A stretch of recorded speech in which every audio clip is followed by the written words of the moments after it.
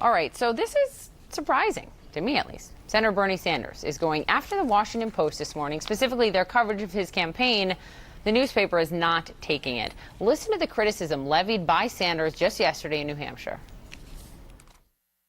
Anybody here know how much Amazon paid in taxes last year? Yeah. So, I talk about that all of the time, and then I wonder why the Washington Post, which is owned by Jeff Bezos, who owns Amazon, doesn't write particularly good articles about me. I don't know why.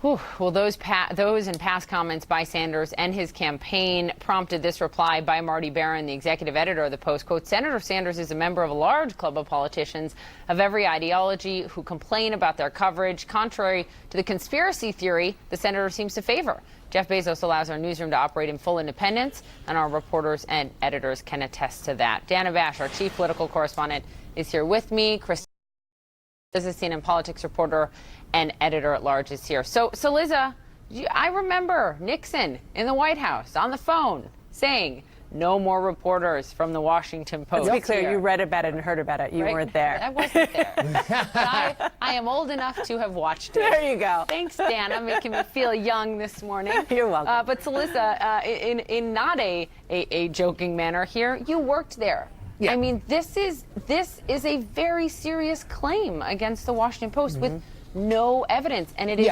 echoing what the president says. Yep, it's a ridiculous claim. If you condemn Donald Trump for saying the Amazon Washington Post, you need to condemn Bernie Sanders for basically saying the exact same thing. Couple of facts. One, Jeff Bezos owns the Washington Post. Jeff Bezos also owns Amazon. Amazon does not own the Washington Post, just as a sort of a logistical matter. Secondly, I worked there for 6 years, 7 years under Don Graham and the Graham family when they owned it, and I worked there for another 3 or 4 years when Jeff Bezos bought it from the Grahams.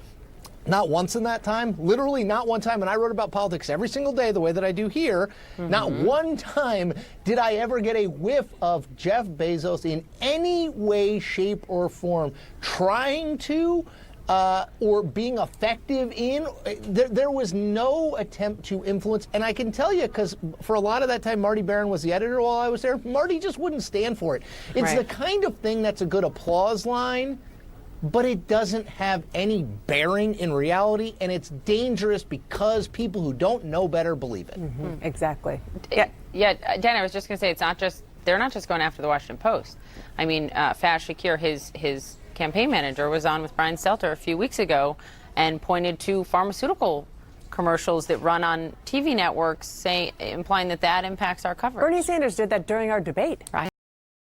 Remember, Did it during our debate, and again, just to put some facts with this rhetoric, I don't know about you, I don't have a clue what the commercials are on this, and nor do I hear about it from anybody in the network. It's irrelevant to what we cover and how we cover it and what we decide to cover. Full stop.